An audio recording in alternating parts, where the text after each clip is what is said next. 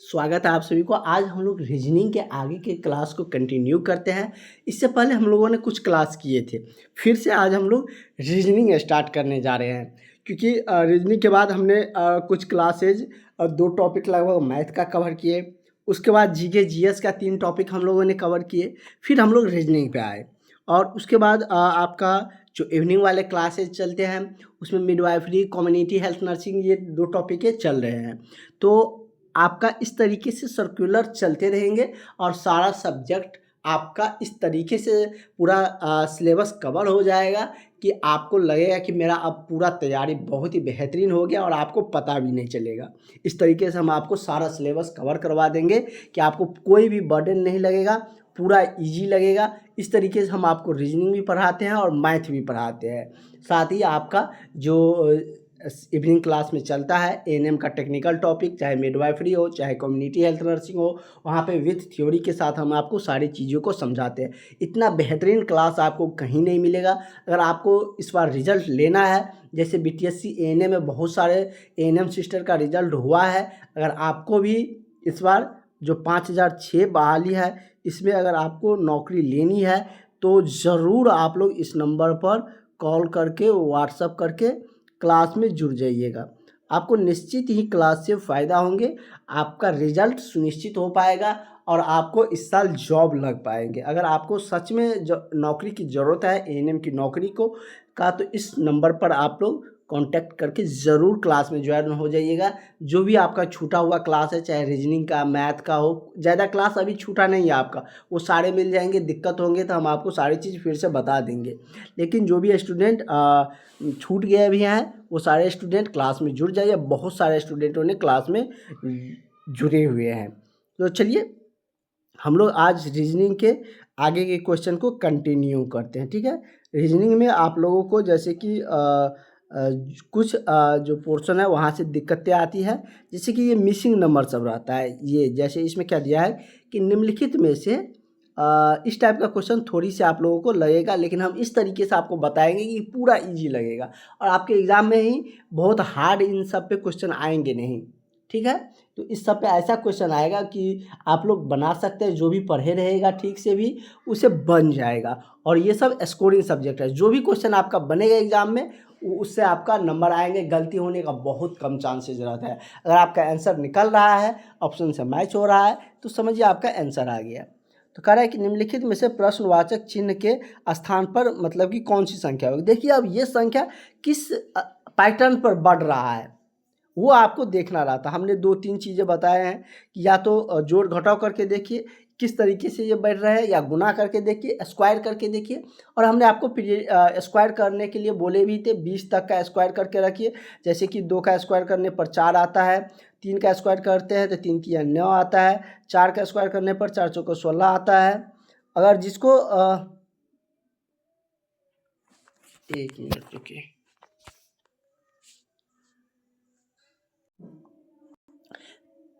वैसे हम प्रोवाइड कर देंगे, लेकिन बहुत सारे स्टूडेंटों ने हमारे पास उनका टेबल बनाकर फ़ोटो भी भेजे थे, तो वो सब पढ़ने के लिए बहुत ही इच्छुक है। उन सब का रिजल्ट निश्चित ही होंगे।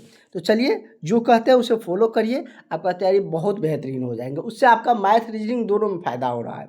कारण आप खुद से करिएगा ना तो आपको याद भी होगा।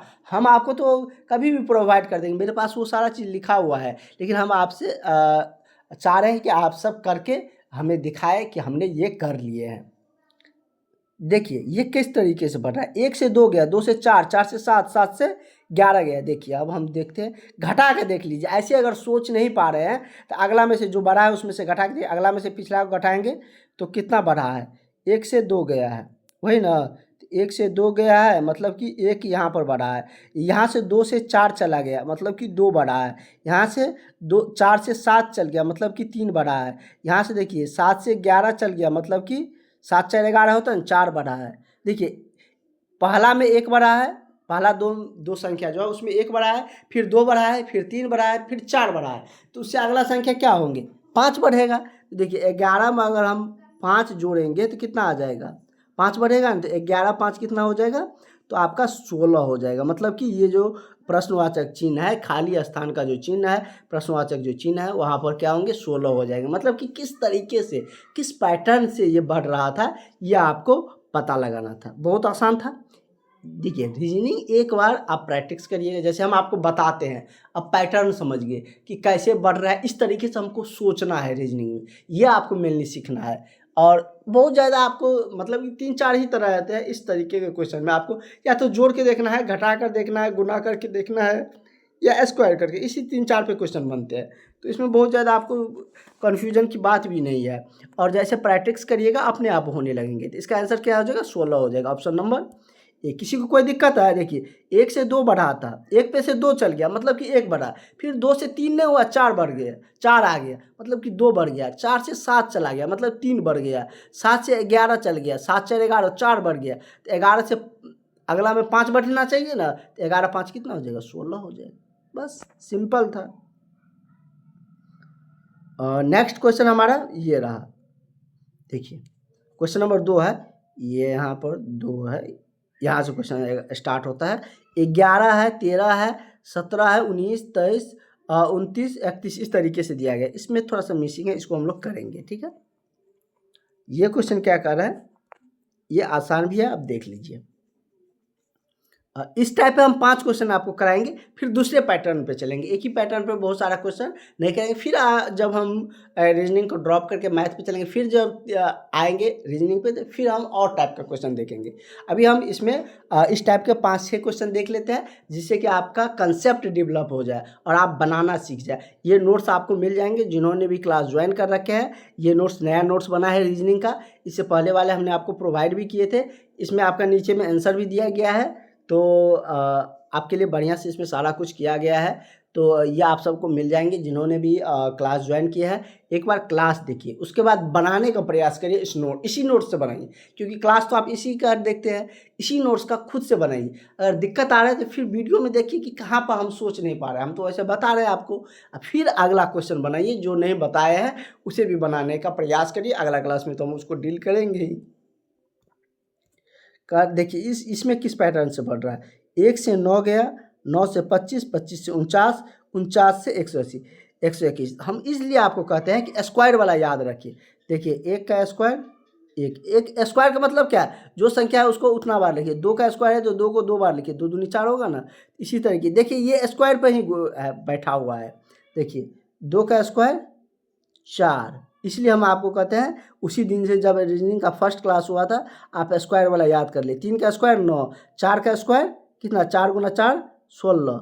उसके बाद 5 का स्क्वायर, 5 का स्क्वायर 5 से 25, 6 का स्क्वायर 6 6 के 36, 2 बार लिखेंगे ना। 7 का स्क्वायर 7 7 49, 5 4 9। देखिए यहाँ पर 1 दिख रहा है, 9 दिख रहा है, 25 दिख रहा है, 49 दिख रहा है, तो सब स्क्वायर के रूप में है। तो हमको देखने से पता चल रहा है कि ये स्क्वायर पे है, हमको जोड़ने घटाने गुना करने का कोई ज़रूरत ही नहीं है। तो देखिए ये याद रहेगा तब ना आप सोच पाइएगा, कि देखते मात्र आपको पता चल जाएगा, ओ ये तो स्क्वायर पे है, हम स्क्वायर वाला फॉर्मूला लगाएंगे, स्क्वायर पे बैठा के देखेंगे। देखिए ये 1 का स्क्वायर है, 9 किसका है, 3 का स्क्वायर है, 25 किसका है, 5 का स्क्वायर है, फिर क्या है 49, जैसे यहाँ पर बोल्ड में लिख लेते हैं। देखिए 1 है, 9 है, 25 है, 49 है, इसमें खाली स्थान है, उसके बाद 121 है, ठीक है ना। देखिए ये 1 किसका है, 1 का स्क्वायर, 9 किसका होता है, 3 का स्क्वायर, ये किसका है, 5 का स्क्वायर, ये किसका है, 7 का स्क्वायर, है ना। देखिए 1 के बाद 2 का स्क्वायर नहीं हुआ, 3 का हो गया, 3 के बाद 4 का नहीं हुआ, 5 का हुआ, 1 छोड़ के स्क्वायर लिखा गया है। मतलब कि या तो उस तरीके से सोचिए, या ऐसे सोचिए कि विषम संख्या का स्क्वायर लिखा गया। 1 3 5 7 ये सब क्या है, विषम संख्या ही तो है। तो विषम संख्या का स्क्वायर लिखा गया, 1 का स्क्वायर, 3 का, 5 का, 7 का, तो अगला 8 का तो होगा नहीं, 8 तो सम संख्या है। तो अगर उससे अगला होगा क्या, 9 का स्क्वायर, यहाँ पर 9 का स्क्वायर हो जाएगा, बीच में खाली स्थान में 9 9 कितना होता है, 81। उसके बाद देखिए 1 से 21 किसका है, 10 का स्क्वायर नहीं लिखा, अगला मतलब कि ऑड संख्या, विषम संख्या, 11 का स्क्वायर 121 होता है। तो बीच में कितना आ गया हमको, 9 का स्क्वायर, मतलब कि 9 9 81। किसी को कोई दिक्कत, इतना आसानी से आपको समझा दिया। अगर आपको बहुत अच्छा क्लास लग रहा हो, वीडियो को लाइक करके अपने दोस्तों के पास शेयर कर दीजिएगा, ताकि वो भी क्लास में जुड़ सके, उसे भी क्लास का बेनिफिट मिल सके और वो भी अपना जो भी है रिजल्ट ले आ सके, क्योंकि उसे भी ज़रूरत रहता है। आपका दोस्त है तो आप उसके बारे में नहीं सोचिएगा तो कौन सोचिएगा। ऐसा नहीं है कि मेरा दोस्त को हो जाएगा तो हम क्या करेंगे, ऐसा बिल्कुल भी नहीं है। अगर आप लोग दोस्तों को ऐड करवाते हैं तो हम लास्ट में जब बहुत सारे टॉपिक कवर हो जाएंगे तो ग्रुप डिस्कशन कराएंगे, तो उसमें जो आपका फ्रेंड होंगे उसी को ऐड करेंगे। 3-4 का फ्रेंड होंगे तो उसको ऐड करके आपका एक टास्क दिया जाएगा, उसको आपको रिवाइजन करके उसमें डिस्कशन करना रहता है, तो वहाँ पर आपको बेनिफिट होंगे। इसमें किसी को कोई दिक्कत? तो चलिए हम लोग आगे बढ़ते हैं। मेनली ये स्क्वायर पे थे, बस सोचना था क्या था, ये 1 का था, ये 3 का था, ये 5 का स्क्वायर, ये 7 का स्क्वायर, तो एक एक छोड़ के हो रहा है, मतलब कि विषम संख्या का हो रहा है, तो 7 के बाद 9 का स्क्वायर होगा। 9 का स्क्वायर 81 होता है, इसलिए हम 81 लिखेंगे बीच में। वही खाली स्थान वाला खोजना था, किस पैटर्न पे बढ़ रहा है संख्या। समझ रहे हैं आप लोग कैसे बनता है रीजनिंग का क्वेश्चन? अब तो आपको आसान लगने लगा होगा बिल्कुल भी। सबसे अगर टफ माना जाता है, टफ के श्रेणी में अगर कोई आता है रीजनिंग का, तो यही सब है। सीरीज नंबर इसको कहते हैं, लुप्त संख्या भी कहते हैं, सीरीज नंबर सब कहते हैं। इस ये हो गया। उसके बाद आपका सर्किल में जो बैठता है, वहाँ से क्वेश्चन आप लोगों को नहीं पूछे जाएंगे। अभी आएगा, अभी एक क्वेश्चन आएगा, उसमें बहुत ज़्यादा टाइम टेकिंग लगता है, उसके तरफ हम लोग को अभी नहीं जाना है। लेकिन ये क्वेश्चन 3-4 क्वेश्चन सारे एग्जाम में पूछे जाते हैं। 3 से 4 जितना भी आप एग्जाम दीजिएगा, जहाँ पर भी रीजनिंग सिलेबस में है वहाँ पे पूछा ही जाता है। तो अगर कम जनरल कंपटीशन है, अगर हाई लेवल का है, तो उसमें इससे ज़्यादा टफ पूछे जाएंगे, आप लोगों में थोड़ा कम टफ पूछा जाएगा, बस वही है। लेकिन जो टॉपिक है जिससे क्वेश्चन बनते हैं ज़्यादा, तो उससे सब एग्जाम में बनते हैं, तो इस बात को ध्यान में रखिएगा। और जो भी अभी तक एएनएम का एग्ज़ाम हुए हैं और जिसमें भी ये सिलेबस था, वैसे बीटीएससी में नहीं था, उससे पहले जो एएनएम का एग्ज़ाम हुआ था उसमें था, तो उस अकॉर्डिंग जो भी पूछा गया क्वेश्चन सब है वो सब भी इसमें ऐड है। तो इसके लिए आप लोग को बहुत ज़्यादा सोचने की ज़रूरत नहीं है। आप देखिए ये जो संख्या है ये किस पैटर्न से बढ़ रहा है। ये क्वेश्चन नंबर 4 है। कितना है? 4 क्वेश्चन नंबर है। देखिए 1 के बाद 6, 6 के बाद 13, 13 के बाद 22, 22 के बाद 33 लिखा गया है। ये तो स्क्वायर के फॉर्म में हमको दिख नहीं रहा है, नहीं दिख रहा है। देखिए अब घटा के देखिए, जोड़ घटाव करके देखिए, 1 से 6 गया मतलब कि 5 बढ़ा, 6 से 13 चल गया, तो 13 में से 6 घटाइएगा तो कितना होगा? 7 से 13 होता है ना, मतलब कि 7 बढ़ा। अगला देखिए 13 से 22 चल गया, तो 22 में से आप 13 को घटाइए, कितना आ रहा है? और 9 आ रहा है। देखिए 9 बढ़ा, 5 से 7, 7 से 9। अब देखिए 22 से 33 पे गया, थोड़ा सा इसमें 22 से 33 पे गया, मतलब क्या इसमें कितना बढ़ा है? 11 बढ़ा है। 33 में से 22 घटाइएगा तो कितना होगा? 33 में से आप 22 घटाइएगा तो 11 आएगा, 1 1 वही। देखिए 5 से 7 गया, 7 से 9 गया, 9 से 11 गया, तो 11 से कितना गया जाएगा? 13 जाएगा। देखिए यहाँ से 2 बढ़ रहा है ना, 5 से 7, 7 से 9, 9 से 11, घटा के देखेंगे, उसका अंतराल देखेंगे कि ये किस पैटर्न पे बढ़ा रहा है। तो देखिए 11 के बाद कितना आएगा? 13। तो अगर 33 में हम 13 जोड़ देंगे तो हमको अगला संख्या मिल जाएगा। 33 में अगर हम 13 जोड़ेंगे, 3 3 6 1 4 46। देखिए अब 46 में से 33 घटा के देखिए, आपको कितना आ जाएगा? 13 आ रहा है।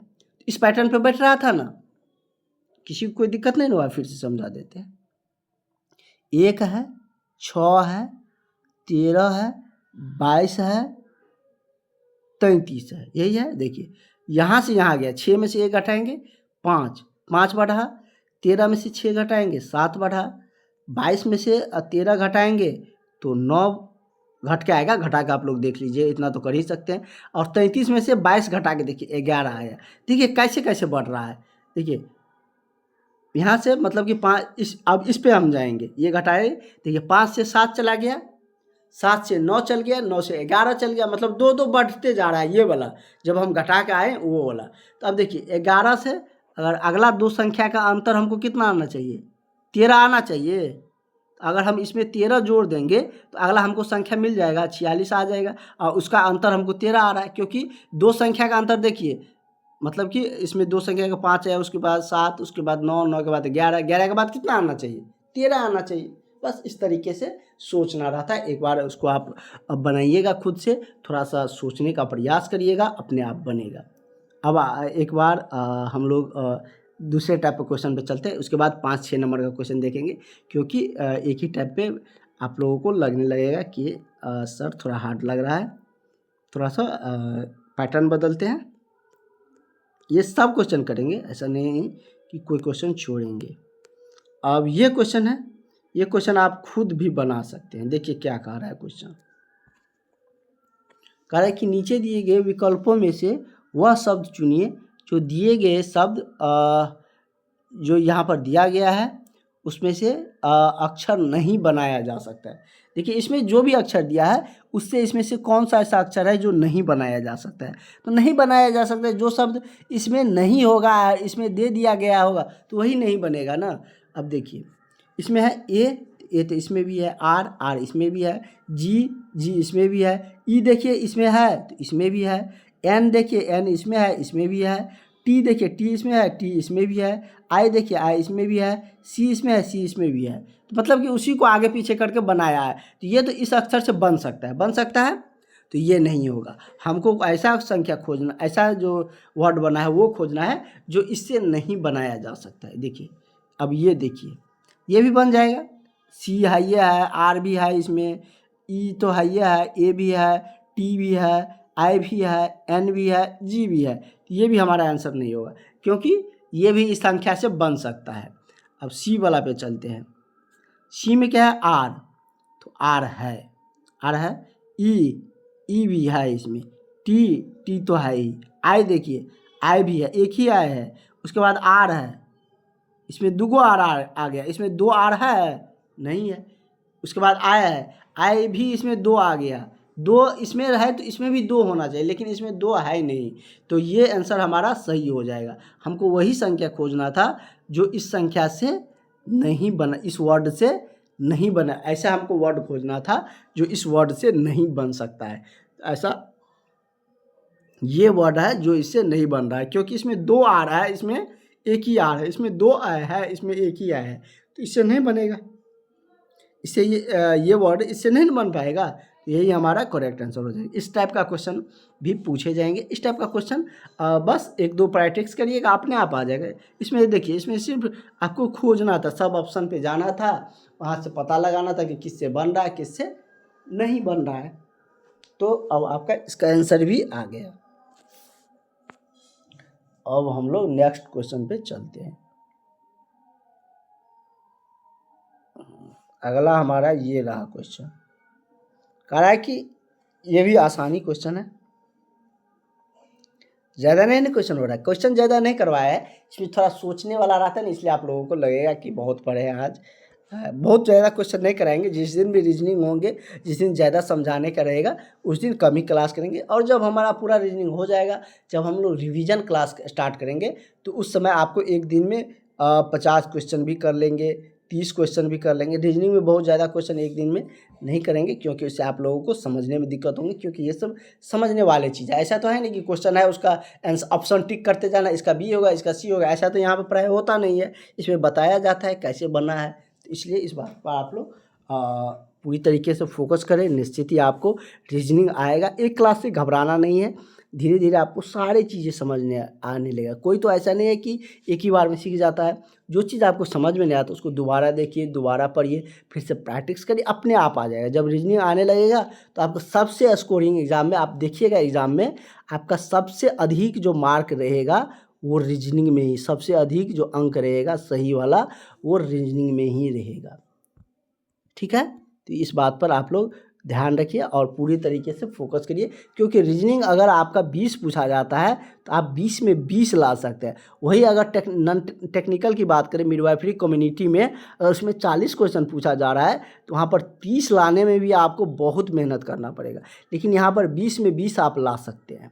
तो देखिए रिजल्ट दिलाने के लिए रीजनिंग आपके लिए बहुत ज़रूरी है, अगर आपको रिजल्ट लेना है तो। और जिन्होंने भी अभी तक नहीं ज्वाइन किया है क्लास, वो सारे स्टूडेंट अब क्लास बिल्कुल भी मिस मत करिए। रीजनिंग का बहुत महत्वपूर्ण क्लास चल रहे हैं, तो आप लोग इस नंबर पर कांटेक्ट करके क्लास ज्वाइन कर लीजिए। छूटा हुआ जितने भी क्लास है वो भी आपको मिल जाएंगे। क्या कह रहा है कि दिए गए विकल्पों में से उस शब्द का चयन करिए जिसे दिए गए शब्द जो दिया गया शब्द है इसके अक्षर का उपयोग करके नहीं बनाया जा सकता है। उसी पे है, तो चलिए हम लोग मिलाते हैं। ये क्वेश्चन आप तो खुद आप लोग कर सकते हैं। देखिए एफ इसमें है तो इसमें भी कहीं होगा, यहाँ पे है, यहाँ पे एफ है। आई तो आई भी यहाँ पे इसके बगल में है ना। यहाँ पे एक्स यहाँ पे है तो इसमें भी एक्स है। ए है तो ए इसमें भी है। आई है तो दुगो आई इसमें था तो दुगो इसमें भी है। ओ है तो ओ इसमें भी है। एन है तो एन इसमें भी है। तो ये हमारा आंसर नहीं होगा, क्योंकि हमको ऐसा संख्या खोजना था जो इससे नहीं बनाया जा सकता। ये तो बन रहा है उससे, इस वर्ड से बन सकता है। ऐसा वर्ड खोजना है, संख्या बार बार बोला जाता है, मतलब कि ऐसा वर्ड खोजना है, मतलब कि ऐसा जो बन रहा है जो वाक्य वो खोजना है जो इससे नहीं बनेगा। देखिए ये क्या है, एग्जाम्पल लिखा है। देखिए ई है तो ई इसमें है, एक्स है तो एक्स है, ध्यान से थोड़ा, इसमें ए है तो इसमें भी ए है, एम है तो एम इसमें भी है, पी है, एल है, ई है तो ई तो इसमें भी है दुगो। तो ये भी बन जा रहा है इससे, लेकिन हमको फिर वही खोजना है कि जो नहीं बनेगा। देखिए अब सी पे चलते हैं। ए है इसमें तो ए तो है ही इसमें, एक्स है तो एक्स तो है ही, ई है ई तो है ही, तो ये भी हमारा नहीं होगा। डी पे चलते हैं। ई है तो ई तो है, एक्स है तो एक्स भी है, टी है इसमें भी टी है, आर देखिए आर इसमें आपको कहीं नहीं मिलेगा। इसे अब इसको ये जो वाक्य है इसमें खोजिए तो आपको कहीं पर वर्ड में आपको मिल रहा है आर इसमें दिया ही गया नहीं है। तो ये हमारा इस जो दिया गया है एग्जाम्पल एक्सप्लेनेशन जो दिया, ये जो मतलब कि वाक्य दिया गया है, इसका कोई मतलब कि ऐसा नहीं है कि इसका मीनिंग बताएंगे। ये ABCD का अक्षर उठा के यहाँ पे दे दिया गया रहता है, उसे चुनना रहता है। इससे हमारा ये नहीं बन रहा है, क्योंकि इसमें आर है, लेकिन इस वाले जो दिया गया है इस वाक्य में, इस वर्ड में वो आर नहीं है। ठीक है, तो ये हमारा करेक्ट आंसर हो जाएगा। तो ऑप्शन नंबर डी हमारा सही हो जाएगा। हमको ऐसे ही जो वाक्य था वो खोजना था जो इससे नहीं बन रहे हैं। तो इस पैटर्न पर अब क्वेश्चन आएंगे। तो आपको रीजनिंग में पैटर्न सीखना है, किस किस पैटर्न पर क्वेश्चन आते हैं, क्योंकि आप रीजनिंग पहली बार बहुत सारे स्टूडेंट पढ़ रहे होंगे, तो इसीलिए आपको ये पैटर्न सीखना बहुत ज़रूरी है। और ये पैटर्न पे हम आपको सारी चीज़ों को बताते हुए भी चलते हैं। अगला देखिए दूसरे पैटर्न पे ये क्वेश्चन है। आज हम लोग 3 पैटर्न सीखे, 3-4 पैटर्न सीखे। एक सीरीज क्रम में जो लुप्त था संख्या, उसको खोजना सीखे, जो कि सबसे कठिन होता है उसको खोजना सीखे। उसके बाद ये हम लोग मिसिंग नंबर तो देख ही लिए। उसके बाद हम लोग जो कि बनाए जाते हैं किसी वाक्य, वो देख लिए। यहाँ पर आपका दिया गया अरेंज करके यहाँ पर बताना है कि कौन कितने नंबर पाएंगे। तो इसके लिए हम लोग इस क्वेश्चन को पढ़ते हैं। तो 3-4 टाइप का क्वेश्चन देखे हैं, 3-4 टाइप से क्वेश्चन आपसे पूछे जाएंगे, तो अब आप लोग बना सकते हैं। और भी अभी रीजनिंग का प्रैक्टिस होंगे, इसके लिए आप लोग घबराना नहीं है। निम्नलिखित शब्दों में से यदि अंग्रेजी शब्दकोश के अनुसार व्यवस्थित किया जाता है तो व्यवस्थित क्रम में तीसरा शब्द कौन सा है। कह रहा है कि दिया गया जो वाक्य है, नीचे 4 जो दिया गया है ना सेंटेंस, इसमें से आपको अंग्रेजी के वर्णमाला के अनुसार व्यवस्थित करना है। अंग्रेजी जो शब्दकोश है, जैसे क्या पहले अंग्रेजी शब्दकोश में क्या ए आता है, तब बी आता है, तब सी डी ऐसे आता है ना, इस तरीके से सजाइए। इस तरीके से, मतलब कि यहाँ पर दिया भी गया है और उसके बाद कह रहा है कि जो दिए गए हैं वाक्य दिया गया है उसमें आपको चेंज नहीं करना है, उसमें आपको बताना है कि तीसरे नंबर पे कौन आएगा, उस जो व्यवस्थित किए जाएंगे शब्दकोश उसके अनुसार। तो देखिए इसमें हम आपको बताते हैं। देखिए एस सब में है स्टार्टिंग में, तो इससे हमको आंसर नहीं मिलेगा। ई देखिए ई सब में है, तो पहला पे हमको लाना है कि पहला पे कौन होगा। देखिए ई यहाँ तक सब में सेम है, एन तक नहीं, टी तक सब में सेम है। देखिए SENT यहाँ तक सब सेम है, सब चारों वाक्य में सेम ही है। इससे हमको नहीं पता चल रहा है कि पहला पे किसको रखेंगे, दूसरा पे किसको रखेंगे, तीसरा पे किसको रखेंगे। अब देखिए 4 अंक के बाद जाए, इसमें ई है, इसमें आई है, इसमें आई है, इसमें ई है, देखिए पहले आई आता है या ई आता है, तो कहिएगा sir A B C D E, उसके बाद ना ई एफ आई तो बाद में आता है, तो पहले हम ई वाला को लिखेंगे। चलिए, तो ई वाला भी दुगो है, ये भी वाक भी है, ये भी है, तो इससे भी हमको नहीं क्लियर हो रहा है कि अब ये होगा पहले कि ये होगा।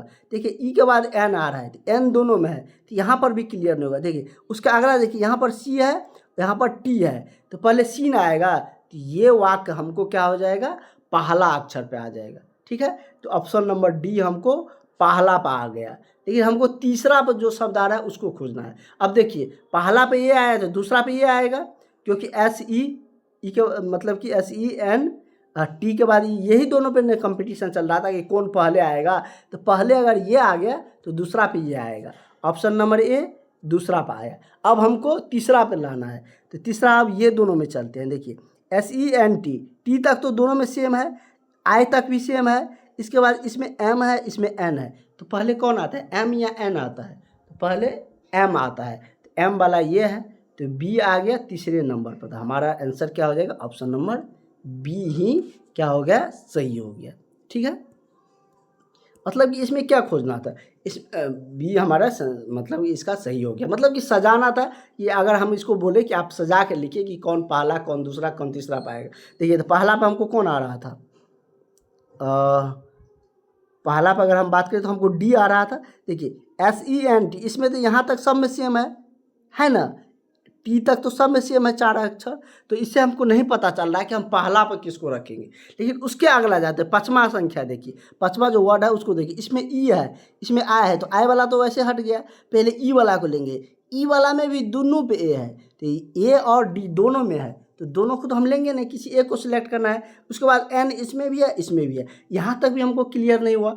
इसके बाद अगला पर चलते हैं, सी इसमें है, यहाँ पर टी आ गया, तो सी वाला को पहले लेंगे ना, इसलिए हम डी को पहले रखें और इसको दूसरा पे रखें।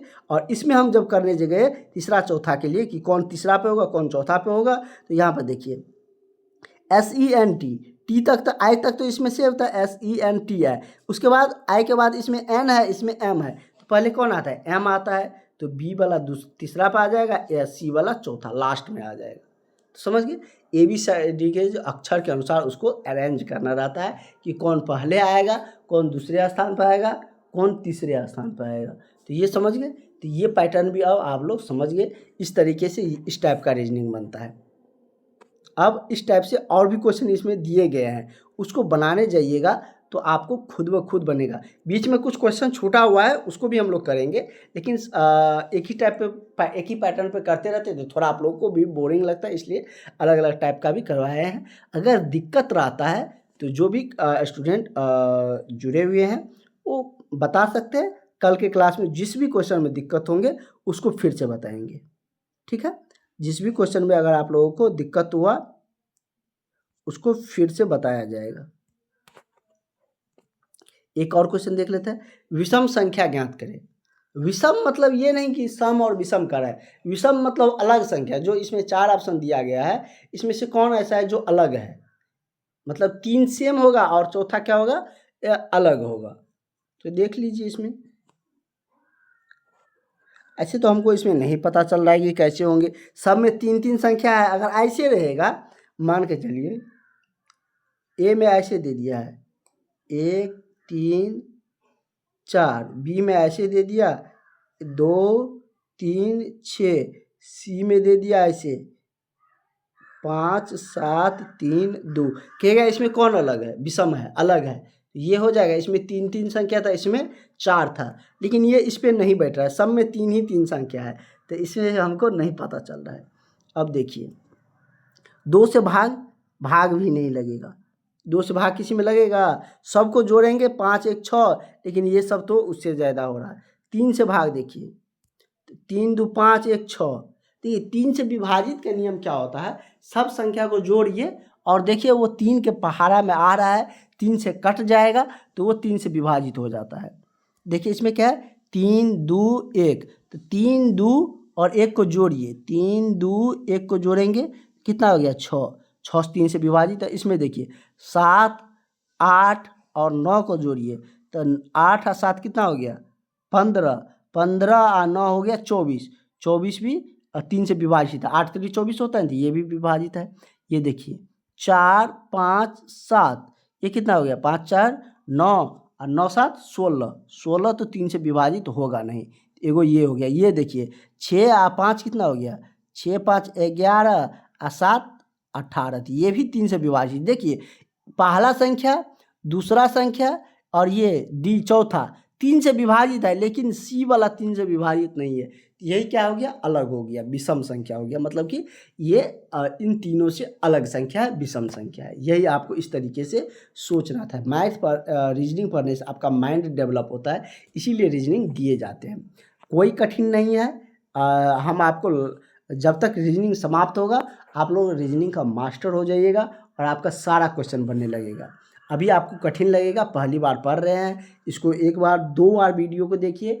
जो नोट्स हम आपको प्रोवाइड कर देंगे उस नोट्स से बनाइए, निश्चित आपका बनेगा और आप लोग सारे रीजनिंग का क्वेश्चन सही करके भी आइएगा।